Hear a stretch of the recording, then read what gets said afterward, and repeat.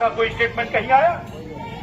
आजा समाज पार्टी वाले कैंडिडेट आपके बीच में आए, उनसे पूछना कल मुजफ्फरनगर के बुढ़ाना के अंदर जब नबी की शान में गुस्ताखी की जा रही थी, आपका संगठन कहाँ था? क्यों आपके लोग हमारे साथ नहीं खड़े होते? क्यों आपके लोग हमारे लिए नहीं बोलते? इन तमाम मसलों को देख करके अपने वोट का इस्तेमाल। आज जरूरत है आपको ऐसे विधायक को चुनने की जो पार्लियामेंट में जिस तरह से बैरिस्टर असदुद्दीन ओवैसी बोलते हैं उसी तरह से विधानसभा के अंदर बोलते हैं। आपके हर उसूल और दस्ती पर आपका भाई आपकी तरफ को समझ सके, आपकी आवाज बनने का काम कर सके। इसलिए मैं आपसे गुजारिश करने आया हूं कि आप विधायक एमपी बनाते आ रहे हैं, चुनते आ रहे हैं, वोट देते आ रहे हैं, लेकिन अब कम से कम अपने ना सही अपनी आने वाली नस्लों के मुस्तकबिल के लिए सोच करके वोट दें।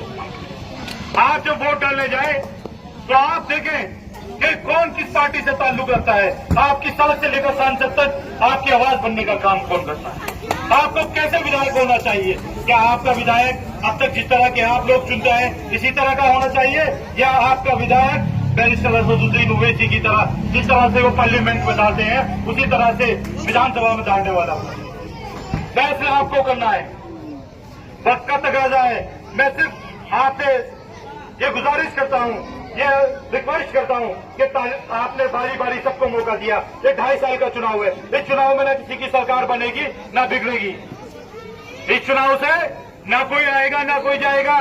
लेकिन अगर यहां से आपने मजलिस इत्तेहादुल मुस्लिमीन के नुमाइंदे अरशद राणा को चुनाव चिन्ह पतंग के सामने वाला बटन दबाकर यहां से विधानसभा भेजने का काम कर दिया, तो मैं इंशाअल्लाह आपसे यकीन दिलाता हूं कि जिस तरह से पार्लियामेंट के अंदर बैरिस्टर असदुद्दीन ओवैसी आपके ऊपर हो रहे हैं जुल्म और ज्यादती में आपकी आवाज बनने का काम करते हैं, उसी तरह से ये अरशद राणा भी जब विधानसभा पहुंचेंगे, अगर मीरापुर के किसी भी मुसलमान, किसी भी दलित, किसी भी पिछड़े, किसी भी ओबीसी के साथ अगर कुछ जुल्म और ज्यादती हो गए तो ये सबीना जाति धर्म भेदभाव के उसकी आवाज बनने का काम करेंगे और हुकूमत की आंखों में आंखें डालकर आपके लिए सवाल करेंगे।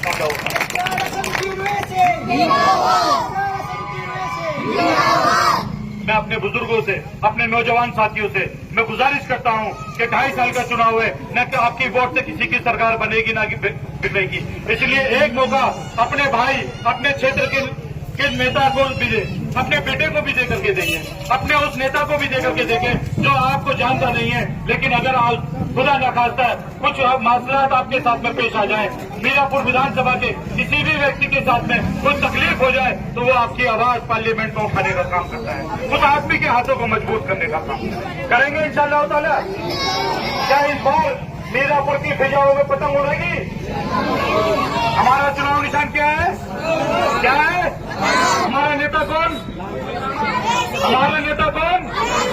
बैरिस्टर असदुद्दीन ओवैसी। कौन?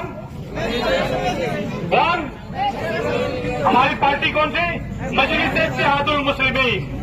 कौन सी पार्टी? एक बार मेरे साथ सब लोग नारा लगाए और मैं अपनी बात यहीं खत्म करता हूँ। ऑल इंडिया मजलिस इत्तेहादुल मुस्लिमीन, ऑल इंडिया मजलिस इत्तेहादुल मुस्लिमीन, बैरिस्टर असदुद्दीन ओवैसी, बैरिस्टर असदुद्दीन ओवैसी। निशान 23 तारीख को भूल मत जाना, पतंग के सामने वाला बटन दबा।